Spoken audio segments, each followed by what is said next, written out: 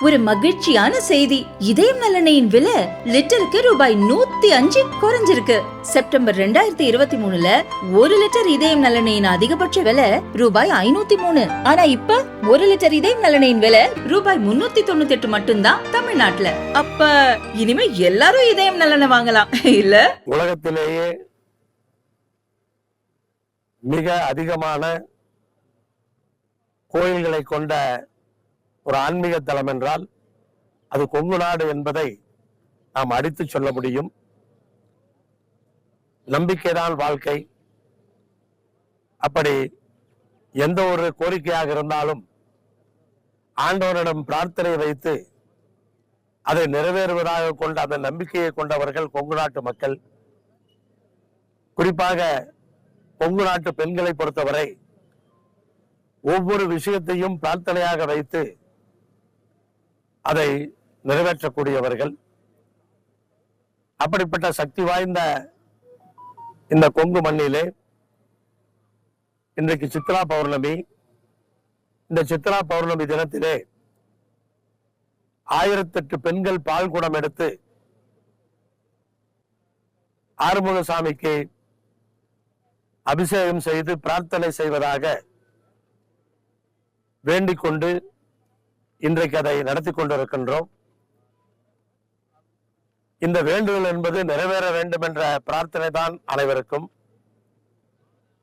ஒவ்வொருவருக்கும் தனிப்பட்ட முறையிலே தங்களுடைய குடும்பம், தங்களுடைய குழந்தைகள் நன்றாக வாழ வேண்டும் என்ற பிரார்த்தனை இருந்தாலும் இந்த கொங்கு மண்ணு, கொங்கு நாடு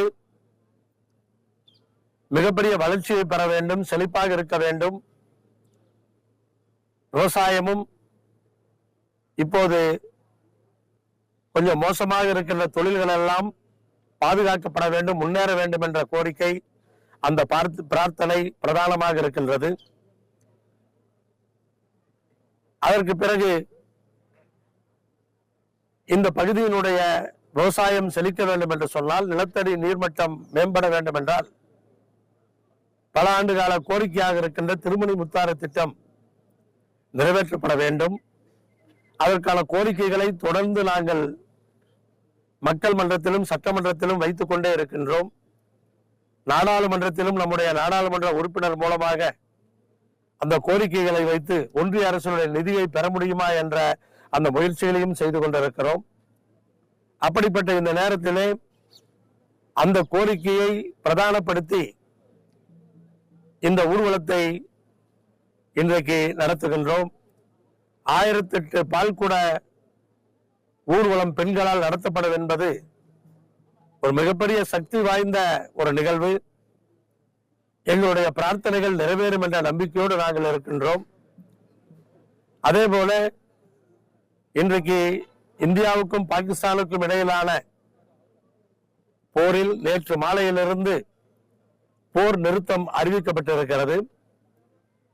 போர் நிறுத்தம் அறிவிக்கப்பட்டதற்கான காரணம், நம்முடைய இந்திய ராணுவ வீரர்கள் மிகச் சிறப்பாக திட்டமிட்டு வெற்றி பாதையிலே காரணத்தினால் போர் நிறுத்தம் நேற்று கொண்டு வரப்பட்டிருக்கிறது. அப்படி திட்டமிட்டு பணியாற்றி இந்தியாவினுடைய வலிமையை உலகுக்கு காட்டிய இந்திய ராணுவ வீரர்கள் அனைவருக்கும் இந்த நேரத்திலே வாழ்த்துக்களையும் பாராட்டுக்களையும் நன்றியையும் தெரிவித்துக் கொள்கிறோம். இந்திய ராணுவ வீரர்களுடைய குடும்பங்கள், குழந்தைகளோடு அவர்கள் எல்லாம் எல்லா வளங்களையும் பற்றி நலமாக வாழ வேண்டும் என்ற பிரார்த்தனையும் இன்றைக்கு இந்த ஊர்வலத்தின் மூலமாக, இந்த அபிஷேகத்தின் மூலமாக வைத்துக் கொள்ளுகின்றோம். இதுவெல்லாம் நிறைவேறும் என்ற நம்பிக்கையோடு இன்றைக்கு இந்த ஊர்வலத்திலே கலந்து கொண்டு நடத்தி கொண்டிருக்கிறோம். எத்தனை பேர் இதில் கலந்துக்கிறாங்க? 1008 பால்குடம் என்று நாங்கள் திட்டமிட்டோம். இப்போது 2000 பேருக்கு மேலே பெண்கள் இதில் கலந்து கொண்டிருக்கிறார்கள். ஒரு மிகப்பெரிய வரவேற்பை இந்த கோரிக்கையும் இந்த நிகழ்ச்சியும் பெற்றிருக்கிறது. ஆனால் கண்டிப்பாக எங்களுடைய எண்ணங்கள் நிறைவேறும் என்ற நம்பிக்கை பிறந்திருக்கிறது.